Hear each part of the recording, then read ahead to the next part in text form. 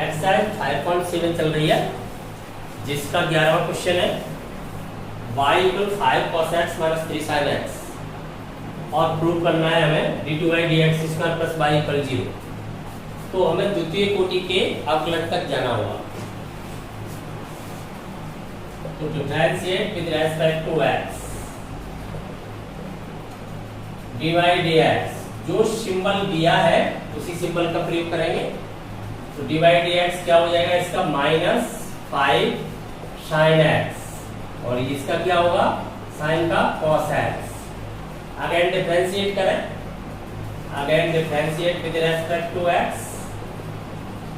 तो ये हो जाएगा d2y dx इसका, यहाँ पर sin का cos होगा तो माइनस बना रहेगा 5 cos x और cos का जब माइनस साइन होगा तो ये क्या हो जाएगा प्लस sin x। अब यह ध्यान दें d2y dx = माइनस कॉमन ले रहा हूं मैं इससे, तब ये क्या रह जाएगा 5 cos x - 3 sin x। ये वैल्यू किसकी है, y की।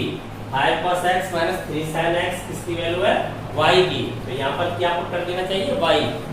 तो इन terms of y d2y dx इसका इधर लाएंगे तो प्लस हो जाएगा, तो प्लस y = 0। समझ में आ गया, ये वैल्यू y की रख दी, इधर -y हो गया, इधर लाए तो +y। यही प्रूव करना है, हैंस प्रूव। ध्यान दीजिए y = cos inverse x given है, हमें फाइंड करना है d2y dx² को इन टर्म्स ऑफ y। देखो प्रूव करना है वो तो आपको पहले से वहां दिखाई देता है, वैसा करना है वो दिखाई देता है। यहाँ पर तुम्हें फाइंड करना है इन टर्म्स ऑफ y। जो भी आपका आंसर आना चाहिए d2y dx² की वैल्यू वो y के पदों में होनी चाहिए। अगर वो y के पदों में सीधी प्राप्त नहीं होती है तो रिप्लेस करके वैल्यू को फाइंड कर लेंगे। तो हमें पहले सेकंड ऑर्डर तक पहुंचना होगा। तो यहाँ डिफरेंशिएट करेंगे, differentiate with respect to x ddx of y cos inverse का क्या होता है, -1/√1 - x²। अगेन डिफरेंशिएट करें, again differentiate with respect to y, respect to x के रिस्पेक्ट में है, तो ये हो जाएगा d2y dx²। यहाँ करेंगे तो यहाँ ध्यान देंगे पावर कितनी होगी, -½ ऊपर ले जाएंगे, पावर कितनी हो जाएगी, -½ -1 - x² पावर कितनी हो गई है, -½ बीजीए फलन हो गया, x की पावर n से होगा। तो यहाँ पर हम देख पा रहे हैं कि -½ n आगे आएगा फॉर्मूला से। ये फॉर्मूला है आपका एल्जेब्रिक का, x की पावर n का अवकलज होता है n x की पावर n-1। क्लियर। अब इसको आगे आएगा तो प्लस कर देगा हाफ, तो यहाँ पर ये आ गया आपका हाफ और इसकी पावर एक कम कर देगा, एक कम कर देगा तो कितना हो जाएगा, 3/2 हो जाएगी माइनस की, पर नीचे लाएगा तो हो जाएगी प्लस की।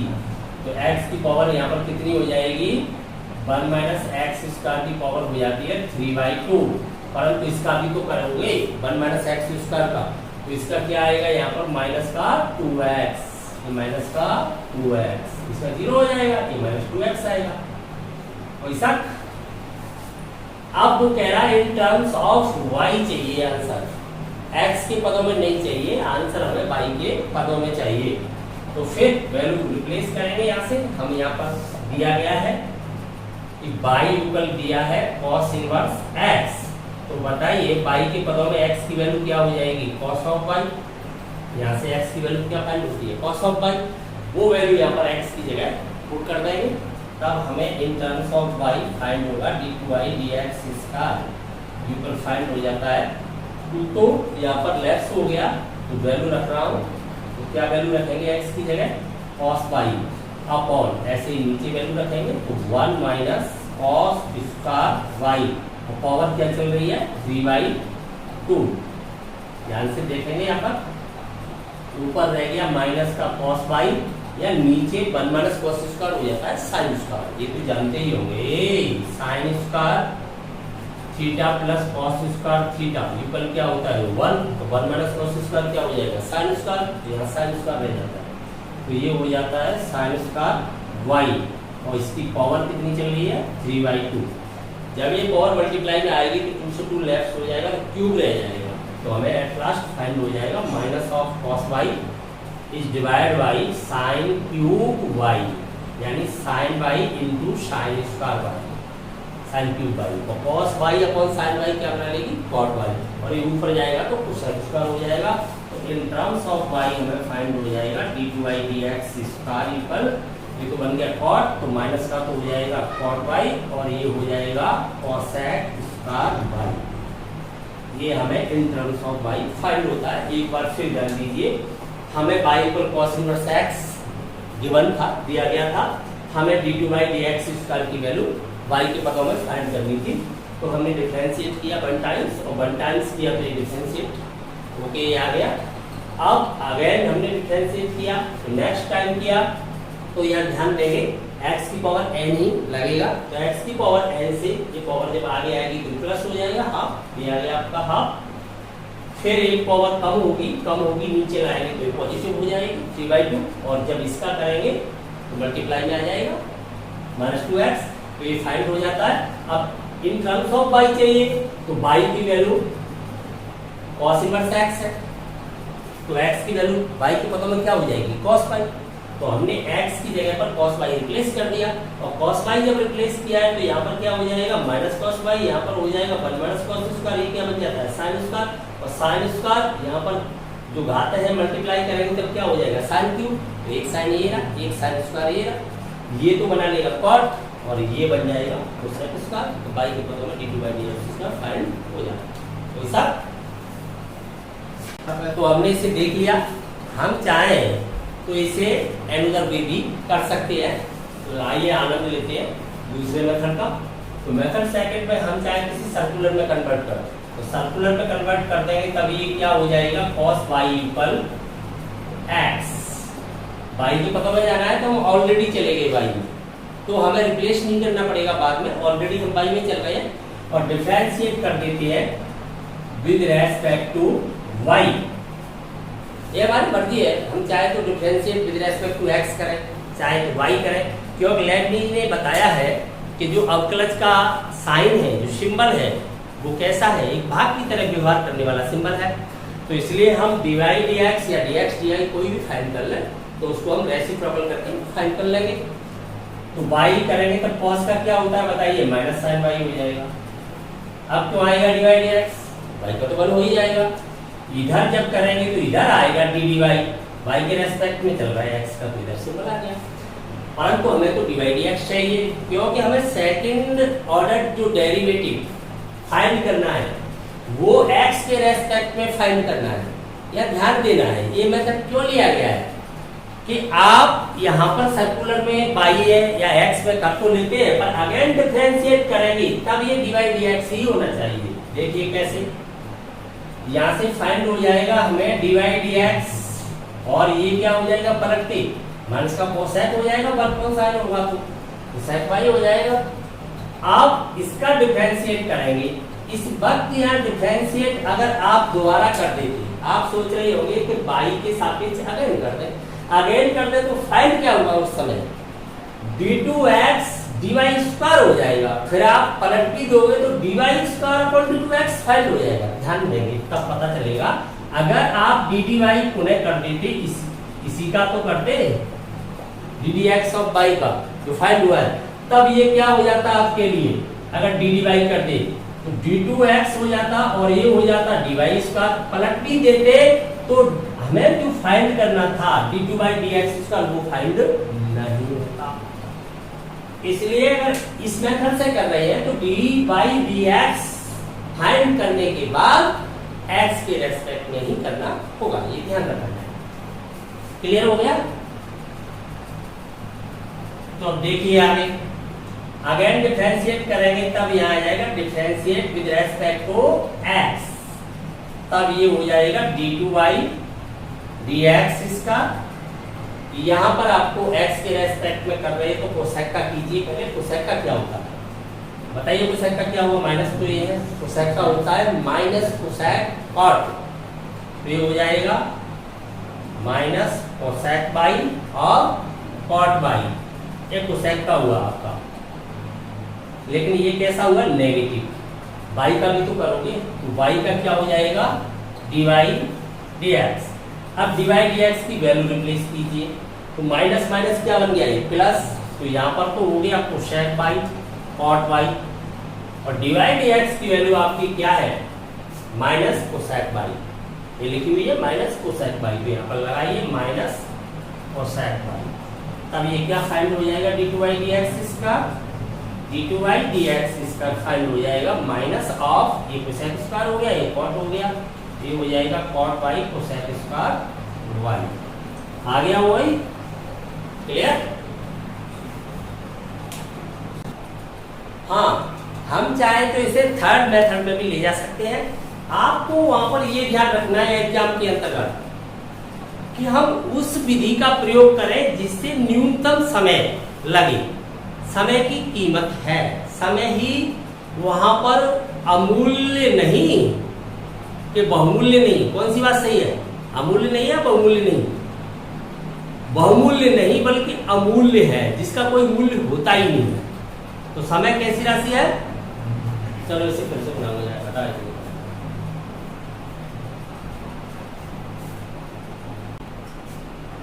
देखिए एनोदर वे में इसे कैसे कर सकते हैं, ये दिया है y equal cos inverse x, तो यह डिफरेंशिएट कर देते हैं, तब ये हो जाता है differentiate with respect to x dy dx। cos inverse का सीधा फॉर्मूला है जो कि -1/√1 माइनस x स्क्वायर आ जाएगा।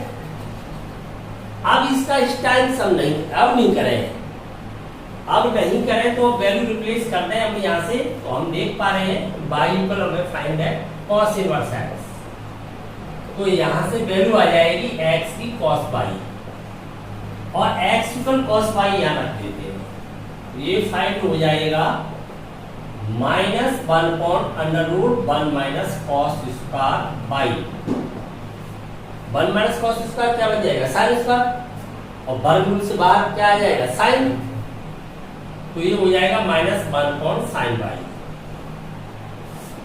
dy dx की जो वैल्यू है वो फाइंड होती है माइनस कोसेक बाई। अब हमें डिफरेंशिएट करना चाहिए, तो सीधा फॉर्मूला लग जाएगा कोसेक बाई का। जैसे ही ये सीधा फॉर्मूला है, जल्दी हो गया ना, सीधा फॉर्मूला है तो ऐसे ही ये सीधा फॉर्मूला हो जाएगा। तो यहाँ पर अब कर देना चाहिए differentiate with respect to x, तो ये फाइंड होगा d2 dx इसका यूकर, ये माइनस है और कोसेक का भी माइनस आएगा तो क्या हो जाएगा प्लस, और ये क्या हो जाएगा कोसेक स्क्वायर। देखिए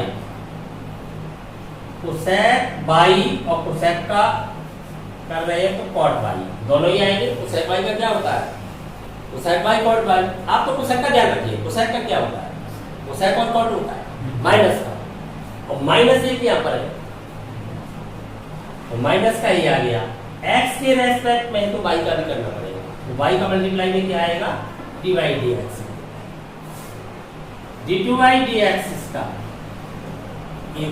माइनस माइनस से तो प्लस हो गया, पर dy dx की वैल्यू यहाँ से डालनी पड़ेगी क्योंकि y के पदों में ही आंसर लाना है। तो dy dx की वैल्यू क्या है माइनस कोसेक बाई, तो यहाँ पर 3 माइनस हो जाएगी, दो तो पहले से एक ही आ रही है, तो फिर क्या हो जाएगा माइनस ही हो जाएगा, और कोसेक आएगी तो ये क्या हो जाएगा कोसेक स्क्वायर हो जाएगा। तो आंसर आपका आ जाएगा माइनस का cot by cosec square. Clear, dy dx की वैल्यू रिप्लेस करेंगे तो ये आ जाएगा। हाँ, एनोदर वे में इसे देखें तो यहाँ से हमने सर्कुलर में पहले ही चेंज कर लिया, तो यहाँ से क्या फाइंड हो जाएगा हमें cos बाई इक्वल x या x इक्वल cos बाई कुछ भी करें, तो यहाँ से फाइंड हो जाएगा cos बाई इक्वल x। अब differentiate with respect to x करते हैं, तब इसका करेंगे तो ये हो जाएगा माइनस साइन बाई, और y का करेंगे तब dy dx, और इसका हो जाएगा 1, और यहाँ से आ जाएगा dy dx इक्वल, इधर जाएगा तो 1 कोण में जाएगा तो क्या हो जाएगा कोसेक हो जाएगा, तो माइनस का हो जाएगा कोसेक बाई। अब अगेन डिफरेंशिएट करें, again differentiate with respect to x, तब ये हो जाएगा d2 dx इसका और यहाँ माइनस है और फिर माइनस आएगा, तो ये हो जाएगा प्लस का कोसेक वाई और कॉट वाई। वाई का कर रहे हैं तब हो जाएगा dy dx, और dy dx की वैल्यू रिप्लेस कर देंगे, क्या वैल्यू है माइनस कोसेक वाई, और ये रिप्लेस करेंगे तब ये फाइंड हो जाएगा dy d2y dx square equal, ये नेगेटिव आएगा तो स्क्वायर बना लेगा, तो माइनस का हो जाएगा cosec square y cot y. Find हो गया वही। तो ध्यान देंगे यहाँ पर कि हमने सर्कुलर पे पहले ही ले लिया, इन टर्म्स ऑफ बाई ले लिया, और हमने बाई के में नहीं किया, हमने एक्स के में कर दिया, जबकि हमने पहले बाई के रेस्पेक्ट में किया था, और एक्स के रेस्पेक्ट में करके सीधा dy dx फाइंड हुआ। अगर डिफरेंशिएट किया dy dx की वैल्यू वापस रखी, फाइंड हो गया इन टर्म्स ऑफ बाई। अगर हमसे नहीं कहा जाता कि इन टर्म्स ऑफ बाई फाइंड करें, क्वेश्चन यही एग्जाम में आ जाता है, परंतु ये नहीं कहा जाता है कि बाई के पदों में फाइंड कीजिए, केवल ये कहा जाता है dy dx स्क्वायर फाइंड कीजिए, तब हम x के टर्म्स में ही छोड़ेंगे, और जो हमने पहले किया था जहां पर हमने x की वैल्यू cos y वापस रखी है वो वैल्यू नहीं रखेंगे, x के पदों में ही आंसर देंगे हम, ये ध्यान रखें। y के पदों में तभी आंसर दिया जाएगा जब वहां पर कहा जाएगा, अन्यथा x के पदों में ही आंसर दीजिए, ठीक है। मेथड हमने यहाँ पर विभिन्न देखे, और भी देख सकते हैं, परंतु यह ध्यान रखना है कि कौन सा मेथड सरल है और कौन सा कम समय में किया जा सकता है, क्योंकि समय हमको वहां पर निश्चित मिलेगा, 1 मिनट भी ज्यादा नहीं मिल सकता। आपका एग्जाम का समय निश्चित है, कुछ बच्चे क्वेश्चन तो कर लेते हैं परंतु उतने समय में नहीं कर पाते हैं, तो उनकी शिकायत रहती है कि थोड़ा समय और मिल जाता तो हम सभी क्वेश्चनों को कर देते। तो ऐसी स्थिति क्यों उत्पन्न होने दें, हमें पहले से पता है समय का, पेपर पर लिखा हुआ है 3 घंटा 15 मिनट, तो पहले से पता है, तो हम ऐसी तैयारी करें। हमारे मेथड ऐसे होने चाहिए कि हम 1 घंटा पहले ही पेपर पूरा कर लें, तो हमारे सामने समय की समस्या आनी नहीं चाहिए। तो जो विभिन्न मेथड आपको मैंने बताए हैं उनमें से आपको सरल और कम समय में होने वाला मेथड देखना है। तो इस प्रकार से आप जो नोट्स तैयार कर रहे हो उनमें आप को हाईलाइट कर लें। जैसे एक क्वेश्चन के मैं कभी 3 मेथड कराता हूँ, कभी 4 कराता हूँ, कभी 5 कराता हूँ, तो उनमें से आप उस मेथड को हाईलाइट कर लें अपने नोट्स में, जो कम समय में हो जाए और आपकी समझ में अच्छी प्रकार से आए। एक बात। दूसरी बात, रिवाइजेबल क्वेश्चन को भी नोट्स में आपको हाईलाइट करना है। रिवाइजेबल मैं आपको बता चुका हूँ, वो क्वेश्चन होते हैं कि अगर मैं आपका यहाँ पर टेस्ट लेता हूँ तो आप उन क्वेश्चनों में रुक जाते हो, बाकी क्वेश्चनों को कर जाते हो। तो बाकी क्वेश्चन तो ऐसे होते हैं कि आपको थ्योरी आती है किसी भी एक्सरसाइज की, तो वो अपने आप उस थ्योरी से हो जाते हैं। लेकिन 2 या 3 क्वेश्चन किसी भी एक्सरसाइज के अंदर ऐसे पड़े होते हैं जो अवबोध के अंतर्गत आते हैं। अवबोध उनको कहते हैं जिनमें अंतर्भाग के अंतर्गत जब आते हैं, उन्हें सॉल्व करते हैं, तो कोई एक्स्ट्रा बात का प्रयोग होता है, कुछ एक्स्ट्रा बात होती है वहां पर, तो वो हमें ध्यान नहीं रहती है। तो इस प्रकार के क्वेश्चनों पर क्या लिख देना चाहिए, आर से आप समझेंगे रिवाइजेबल, अर्थात जब भी टेस्ट होगा तो उन क्वेश्चनों को आप जरूर एक बार देख करके आए, उन क्वेश्चनों को। बाकी क्वेश्चनों को आप देखो या न देखो, केवल थ्योरी समझ लो, थ्योरी से हो जाएगा। इसलिए पूरे गणित के अंतर्गत, आपकी पूरी एनसीईआरटी बुक के अंतर्गत 50 से ज्यादा वो क्वेश्चन नहीं है। अगर एग्जाम से पहले उन क्वेश्चनों को कोई बच्चा पढ़ जाता है, उनको एक बार देख लेता है, बाकी उसे थ्योरी आती है, पूरे मार्क्स ला सकता है।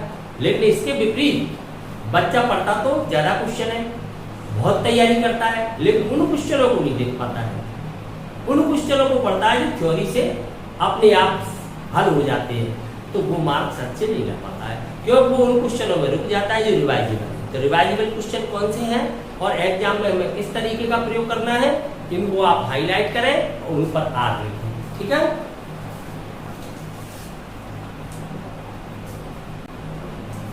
तेरहवां क्वेश्चन है y = 3 cos log x + 4 sin log x। तब हमें शो करना है x² y2 + x y1 + y = 0। यहाँ पर y2 और y1 क्या है, ऑर्डर है, ये फर्स्ट ऑर्डर का है और ये सेकंड ऑर्डर है, तो हमें द्वितीय क्रम के अंकलन तक जाना है। तो differentiate with respect to x, symbol वही यूज करें जो क्वेश्चन में दिया गया है, y1 कॉस का क्या हुआ माइनस साइन, यहां पर अवकलन कर रहे हैं तो हम किसका कर रहे हैं पहले कॉस का। ये कैसा फलन है त्रिकोणमितीय, तो कॉस का करेंगे तो कॉस का क्या हो जाएगा माइनस साइन, 3 यहाँ कांस्टेंट है और एंगल क्या है उस पर log x, डिफरेंशिएट x के रेस्पेक्ट में हो रहा है, एंगल पे log x है तो log x का भी करना पड़ेगा, तो क्या हो जाएगा log x का 1/x। क्लियर, ऐसे ही आगे इसका हो जाएगा 4 cos ऑफ log x और log x का करेंगे तो यहां पर भी आ जाएगा 1/x। x यहां पर एलसीएम लीजिए, एलसीएम लेके मल्टीप्लाई में आ जाएगा तो यहां पर हो जाएगा x/1 इक्वल इधर क्या रह जाता है -3 sin of log x plus 4 cos of log x। Again differentiate कीजिए, again differentiate with respect to x, Latin नियम से फर्स्ट सेकंड से होगा, तब यहां पर x स्थिर रखते हुए y1 का क्या हो जाएगा y2 प्लस x का क्या हो जाएगा 1 और ये कांस्टेंट रखिए, इधर -3 sin का क्या हुआ cos log x और log x का करेंगे तब 1/x, फिर आ जाएगी यहाँ पर x, यहाँ पर माइनस हो जाएगा 4 sin ऑफ log x और log x का करेंगे तो अपॉन में x और x को एलसीएम लेके मल्टीप्लाई में लाएंगे तब ये हो जाएगा x²/2, तो यहाँ पर आ जाएगा x/1। इधर ध्यान दीजिए यहाँ दोनों जगह नेगेटिव, तो माइनस को मैं कॉमन ले लेता हूं, तब यहाँ पर रह जाता है 3 cos of log x plus 4 sin of log x। देखिए अब 3 cos of log x plus 4 sin of log x किसकी वैल्यू है y की, ये किसकी वैल्यू है y की, तो यहाँ क्या रख देंगे y, तो ये हो जाएगा -y, इधर लाऊंगा तो +y, तो ये फाइंड हो जाता है हमें x² प्लस x/1, इधर लाएंगे तो प्लस y = 0, यही हमें शो करना है, यहाँ पर लिख देंगे हैंस प्रूफ।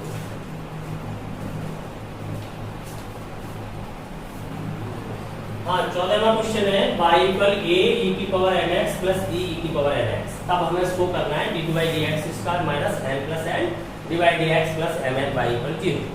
तो हमें यहाँ पर सेकंड ऑर्डर डेरिवेटिव फाइंड करना है, तो सेकंड ऑर्डर डेरिवेटिव फाइंड करने के लिए डिफरेंशिएट करेंगे विद रेस्पेक्ट टू x, तब d/dx की वैल्यू है, देखिए यहाँ पर a कांस्टेंट है या b कांस्टेंट है, तो e की पावर का तो e की पावर ही रहता है, तो a mx का करेंगे तो क्या आ जाएगा n और e की पावर mx प्लस ऐसे ही यहाँ पर करेंगे तो b n e की पावर nx, nx का करेंगे तब n आ जाएगा, ये d/dx फाइंड हो गया।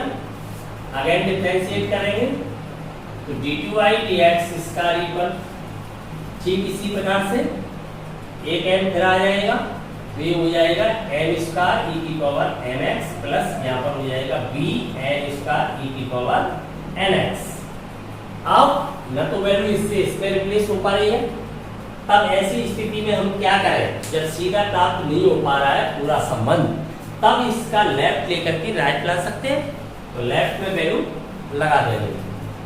तो अब लेफ्ट हैंड साइड क्या है, left hand side d2y dx² minus m plus n dy/dx plus mn/y, यहाँ पर वैल्यू रखें तो d2/dx² की वैल्यू ये a n² e की power nx plus b n² e की पावर nx, ये d2/dx² minus m plus n और dy/dx की वैल्यू कहाँ है, ये a m e की power mx plus b n e की पावर nx प्लस mn/y की वैल्यू a e की power mx plus b e की पावर nx। समझ में आ गया, हमने लेफ्ट हैंड साइड में d2/dx² dy/dx और y इन तीनों की वैल्यू रख दी। अब इसे सॉल्व करेंगे तो क्या आना चाहिए, 0 आना चाहिए राइट हैंड साइड के ऊपर। तो देखिए 0 आ रहा है कि नहीं आ रहा है। तो यहाँ पर e की पावर mx वाला एक ऊपर ये है और e की पावर mx वाला एक यहाँ पर है और e की पावर mx वाला एक यहाँ पर है। तो देखिए तीनों में a e की पावर mx के साथ am स्क्वायर है इसका गुणांक am स्क्वायर, और यहाँ पर e की पावर mx के साथ भी गुणांक क्या आएगा amx, यहाँ से आएगा am स्क्वायर, ये मल्टीप्लाई करेगा तो आएगा am स्क्वायर। तो ये इससे लेस हो जाएगा। चाहो तो आप मल्टीप्लाई करके पूरे स्टेप शो कर सकते हो, नहीं चाहो तो सीधा 0 आपको दिखाई दे रहा है, चाहो तो एक स्टेप ले सकते हो। am स्क्वायर e की power mx plus bn square e की पावर nx, यहाँ मल्टीप्लाई पहले m से करें तो ये माइनस का आएगा am स्क्वायर e की पावर mx, फिर m का मल्टीप्लाई यहाँ पर करेंगे तो ये आएगा माइनस का bmn e की पावर nx। अब n से करेंगे तो माइनस amn e की पावर mx, फिर मल्टीप्लाई यहाँ करेंगे तो ये हो जाएगा माइनस का bn स्क्वायर e की पावर nx। ठीक इसी प्रकार से आगे यहाँ मल्टीप्लाई करेंगे तो ये हो जाएगा mn, a को भले ही पहले लिखे हैं बाद में amn e की पावर mx, एक स्टेप पे फिर आगे तो ये आ जाएगा bmn e की power nx। Clear.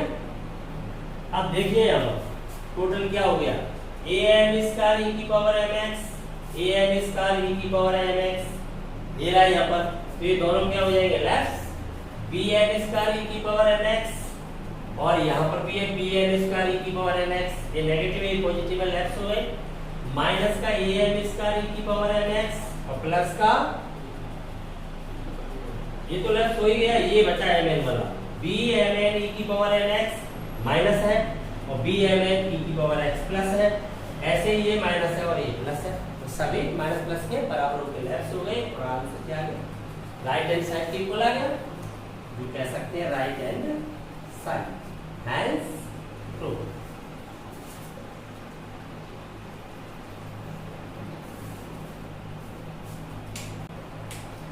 पंद्रहवां question y equal 500 e की पावर 7x प्लस 600 e की पावर माइनस 7x।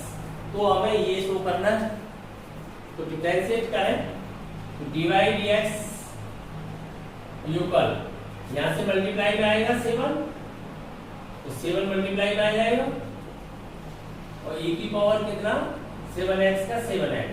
ठीक है, ऐसे ही यहाँ पर करेंगे तो यहाँ पर माइनस 7x है तो यहाँ पर कौन आएगा -7 आएगा, तो नेगेटिव हो जाएगा।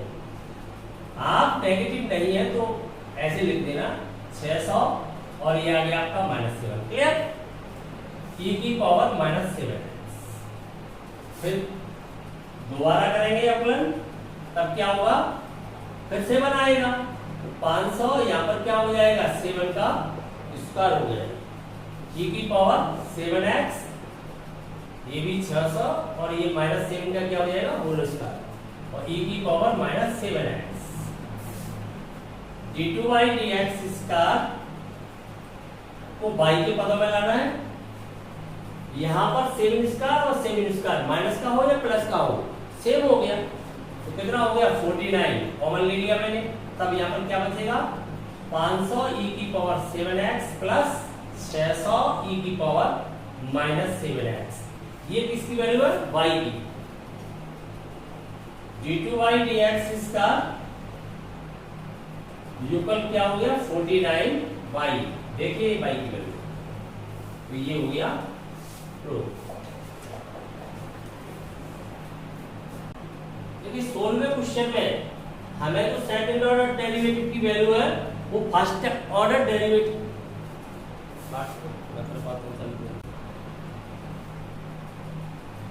हाँ 16वें क्वेश्चन में हमें d2y dx स्क्वायर की वैल्यू dy dx के पदों में फाइंड करनी है। तो पहले d2y dx स्क्वायर फाइंड करें, उसके बाद अपने आप पता चल जाएगा। देखिए डिफरेंशिएट कर रहे हैं, differentiate with respect to x, तो फर्स्ट सेकंड से होगा तो e की पावर y इस तरह काटते हुए और इस x प्लस 1 का करेंगे तो क्या आएगा 1, इसका 1 आ गया, प्लस अब x प्लस 1 को इस्तेमालते हुए e की पावर y का करेंगे, तो x प्लस 1 को आपने इस्तेमाल लिया, e की पावर y का करेंगे तो e की पावर y और y का करेंगे तब आ जाएगा डिवाइड dx और 1 का इधर करेंगे तो हो जाएगा 0। अब यहाँ आगे देखिए e की पावर y आ रही है कॉमन, e की पावर y को मैं ले लेता हूँ कॉमन, तो e की पावर y मैंने कॉमन ले लिया तो यहाँ पर क्या बचेगा 1 और यहाँ पर क्या बचेगा x plus 1 into divide dx और मैंने कॉमन में क्या ले रखा है e की पावर y यूकल क्या है 0। अब यहाँ ध्यान देना है दो संख्याओं का मल्टीप्लाई क्या हो रहा है 0, तो दो संख्याओं का मल्टीप्लाई 0 कब हो सकता है जब उनमें कम से कम एक तो 0 होनी चाहिए, परंतु हमें पता है कि e की पावर y कभी 0 हो नहीं सकती है, तो फिर यही 0 होगी। e की पावर y क्यों नहीं 0 हो सकती, हम जानते हैं कि e की जो वैल्यू है वो 2 और 3 के मध्य होती है, 2 और 3 के बीच में होती है, e की वैल्यू 2 से बड़ी होती है और 3 से छोटी होती है। तब हमें पता है कि इस प्रकार की संख्या पर हम कोई भी घात लगाएं कभी भी 0 नहीं हो सकती जब तक आधार 0 नहीं है। आप घात चाहे माइनस की लगाओ या प्लस की लगाओ कभी भी वैल्यू 0 नहीं आएगी। तो ये तो 0 नहीं हो सकता, तो फिर कौन 0 हो सकता है, ये हो सकता है। तो यहाँ से हम कह देंगे इसलिए e की power y is not equal 0, तो ये तो 0 है नहीं, तो फिर कौन 0 है, ये 0 है। तो यहाँ से हम आगे गए तो 1 plus x plus 1 divide x equal 0 और यहाँ से फाइंड हो जाएगी डिवाइड dx की वैल्यू, और डिवाइड dx की वैल्यू क्या आ जाएगी -1/1 प्लस x या x प्लस 1 जो भी ये आ जाएगी। अब हमें दोबारा डिफरेंशिएट कर देना चाहिए, तो again differentiate with respect to x, again differentiate करेंगे तब d2 dx इसका या ध्यान देंगे x प्लस 1 की होल पावर क्या हो जाएगी -1, इसे हम कैसे लिख पाएंगे x प्लस 1 की होल पावर -1 के रूप में लिख पाएंगे कि नहीं लिख पाएंगे, तो इस रूप में लिख पाएंगे। तब x प्लस 1 की पावर -1 का करेंगे तो यहाँ पर माइनस आगे आएगी तो प्लस हो जाएगा, एक पावर और कम हो जाएगी तो प्लस का हो जाएगा 1/x प्लस 1 का होल स्क्वायर। यही तो फाइंड होगा, ये बात कंफर्म हो गई। अब ये फाइंड होगा हमें जो वैल्यू रिप्लेस करनी है वो इन टर्म्स ऑफ डिवाइड dx, तो डिवाइड dx की वैल्यू हमारे पास कहाँ है ये, तो ये वैल्यू यहाँ पर हम कैसे पुट कर पाएंगे, देखिए आगे d2 dx इसका यूकल हम इसे लिख सकते हैं -1/x प्लस 1 का, ऐसा भी लिख देंगे। तो बताइए यही फाइंड होगा कि कुछ और फाइंड होगा, 1/x प्लस 1 का होल स्क्वायर -1/x प्लस 1 का होल स्क्वायर एक ही बात है या अलग अलग है, एक ही है, एक ही है। तो ये वैल्यू किसकी है डिवाइड dx की, समझ में आ गई बात। तो यहाँ पर क्या लगा देंगे डिवाइड dx और ये क्या हो गया डिवाइड dx का होल स्क्वायर, ये प्रूव हो जाता है, यही हमें प्रूव करना है। समझ में आ गया, किसी प्रकार की कोई समस्या तो नहीं है। हाँ 16वां क्वेश्चन है e की power y of x plus 1 equal 1 को दर्शाना है हमें d2 dx स्क्वायर पर डिवाइड dx का होल स्क्वायर, अर्थात हमें सेकंड ऑर्डर डेरिवेटिव की वैल्यू फर्स्ट ऑर्डर डेरिवेटिव के पदों में फाइंड करनी है। तो यहाँ पर हम देख पा रहे हैं कि e की पावर y की वैल्यू हमें फाइंड हो जाएगी 1/x प्लस 1। अब डिफरेंशिएट करें, differentiate with respect to x, e की पावर y का तो e की पावर y होगा और y का x के रेस्पेक्ट में क्या हो जाएगा डिवाइड dx, इधर क्या हो जाएगी x प्लस 1 की पावर -1 हो जाएगा, तो -1/x प्लस 1 का क्या हो जाएगा होल स्क्वायर, क्योंकि -1 पावर हो गई, एक और पावर कम होगी तो -2 होके नीचे क्या हो जाएगी प्लस, यहां से डिवाइड dx फाइंड हो जाता है। देखिए -1/x प्लस 1 का होल स्क्वायर, e की पावर y मल्टीप्लाई में तो उधर का चला जाएगा डिवाइड में चला जाएगा e की पावर y। अब e की पावर y की वैल्यू है अपने पास 1/x प्लस 1, वो इसमें रिप्लेस कर दीजिए ये वैल्यू रिप्लेस कर देंगे तो -1/x + 1 का होल स्क्वायर और इसकी वैल्यू है 1/x + 1। तो एक पावर e की पावर y की वैल्यू रिप्लेस करने के बाद एक पावर यहाँ पर कम हो जाती है, तो हमें फाइंड होगा dy dx इक्वल -1/x + 1। अब अगर डिफरेंशिएट करें तो differentiate with respect to x, तब ये हो जाएगा d2y dx स्क्वायर इक्वल, देखिए यहाँ पर x + 1 की होल पावर क्या हो जाएगी -1, x की पावर n से करेंगे इसे, x की पावर n क्या होता है इसका अवकलन ज्ञात करते हैं तब n x की पावर n -1, ये फार्मूला होता है इसका। तो यहाँ n की जगह क्या हो जाएगा -1 पावर आगे आएगी तो यहाँ पर क्या हो जाएगा ये +1 और एक पावर और कम हो जाएगी तो x + 1 की पावर क्या हो जाएगी -2। जब नीचे लाएंगे तो क्या हो जाएगा x + 1 का होल स्क्वायर, ये फाइंड हो जाएगा। अब हमें d2y dx स्क्वायर की वैल्यू है वो dy dx के पदों में ले जाएंगे। तो हम देखते हैं dy dx की वैल्यू क्या है -1/x + 1, तो इसको इसी के पदों में लिख दें। तो इसको हम ऐसा लिख सकते हैं -1/x + 1 का होल स्क्वायर। जब -1 का होल स्क्वायर करेंगे तो प्लस हो जाएगा, x + 1 का होल स्क्वायर यही आएगा। तो ये वैल्यू किसकी है dy dx की, तो हमने इसे किसके पदों में लिख दिया dy dx के पदों में, तो dy dx यहां से रख देंगे। तो ये फाइंड हो जाएगा d2y dx square equal dy dx का होल स्क्वायर। यही हमें प्रूव करना है। क्लियर, कोई शक? थोड़ा सा ध्यान दें, यहाँ पर d2y dx स्क्वायर इक्वल आया है 1/x + 1 का होल स्क्वायर। हम इसे ऐसे लिख के और इसकी वैल्यू dy dx के पदों में रख सकते हैं। अगर हम ऐसे नहीं करना चाहते हैं तो हमें फाइंड हुआ है d2y dx square equal 1/x + 1 का होल स्क्वायर, और इससे पहले हमने dy dx की वैल्यू ये फाइंड की है और हमने ये वैल्यू फाइंड की है dy dx इक्वल -1/x + 1। अब इससे 1/x + 1 की वैल्यू आएगी -dy dx, और ये वैल्यू 1/x + 1 के स्थान पर रिप्लेस कर दीजिए। तो हमें फाइंड हो जाएगा d2y dx square equal dy dx का, क्योंकि वैल्यू क्या डालोगे -dy dx और ये होल स्क्वायर में जाएगी तो होल स्क्वायर को ओपन करेंगे तो ऑटोमेटिकली इसकी हो जाएगी प्लस की। तो ये हो जाएगा d2y dx square equal dy dx का होल स्क्वायर। क्लियर? ऐसे भी कर सकते हैं, जैसे भी चाहो वैसे कर लो। लास्ट क्वेश्चन है 17वां, y पर tan इनवर्स x का होल स्क्वायर दिया गया है, तब हमें सिद्ध करना है x स्क्वायर + 1 का whole square y2 + 2x x square + 1 into y1 equal to. तो हमें सेकंड ऑर्डर डेरिवेटिव तक जाना है, डिफरेंशिएट करेंगे तो y1 इक्वल होगा, यहाँ पर ये कैसा फंक्शन है बीजीय अलजेब्रिक, x की पावर n से होगा तो 2 पावर आगे आ जाएगी, तो यहाँ पर हो जाएगा ये 2 tan inverse x। tan inverse x का भी करना पड़ेगा, तब tan इनवर्स x का क्या होता है 1/1 + x स्क्वायर। समझ में आ गया?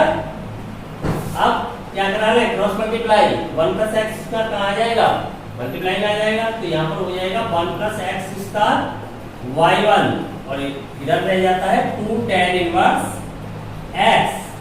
थोड़ा डिफरेंशिएट कर दें, again differentiate with respect to x,